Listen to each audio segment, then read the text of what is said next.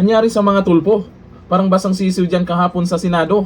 Akala ko ba atapang atao? O ayon dito sa balita ngayon, Senator Raffy Tulfo tila nilamig at naubo sa gitna ng botohan sa Senado. Kasi alam na nila ang resulta, talo. Tapos iba na ang majority, iba na ang Senate President. Pagdating sa mga investigasyon, nako, baka ba may masilip. Usap-usapan ngayon sa social media ang tila pagiging tahimik at seryoso ni Senator Raffy Tulfo sa gitna ng makasaysayang botohan sa Senado nitong Lunes, May 11, kung saan nagkaroon ng biglaang pagbabago sa liderato ng mataas na kapulungan. Naitbulaga nga ni, akala nila sila pa rin kasi bago nag-umpisa dyan sa Senado kahapon ay may lumabas na balita na kung saan ang sabi ay nabitin daw sa boto, sa bilang itong minority at hindi daw mapapalitan itong si Tito Soto. Yun nga lang, nabulaga sila nung biglang dumating si Senator Bato de la Rosa.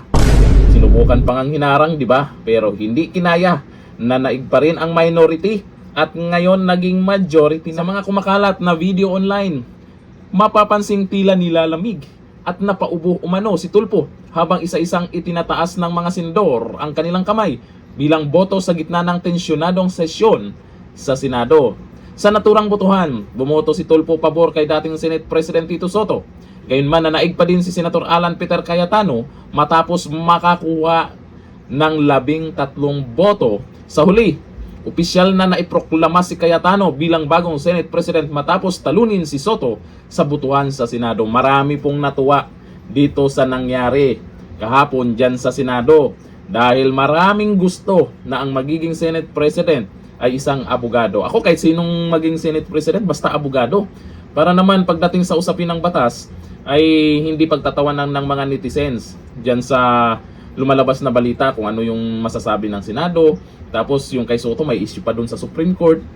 Ang nangyayari kasi, yung tiwala ng mga tao sa Senado. Ngayon, eto na.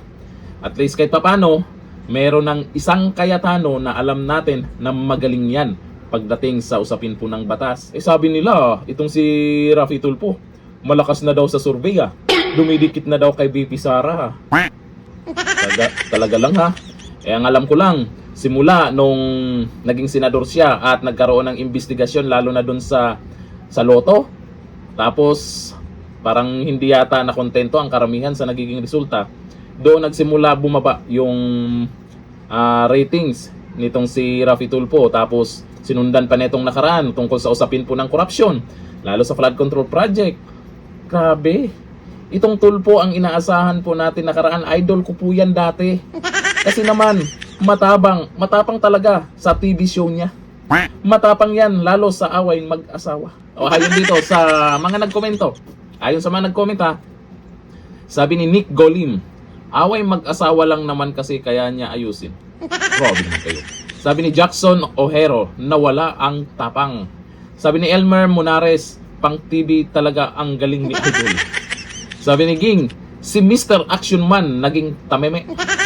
Sabi ni Michael Cartel Casil, silent lang, hindi kasi away mag-asawa ang issue, wala siyang alam dyan. Sabi ni Joy Purakanap, malakas yung aircon. Ayun naman pala siguro ang dahilan.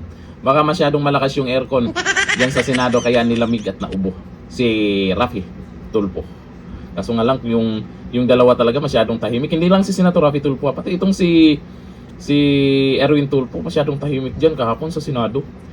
Bakit? Kinakabahan na ba? Ako'y nagtatanong lang Hanggang dito natin kayo. Bye-bye.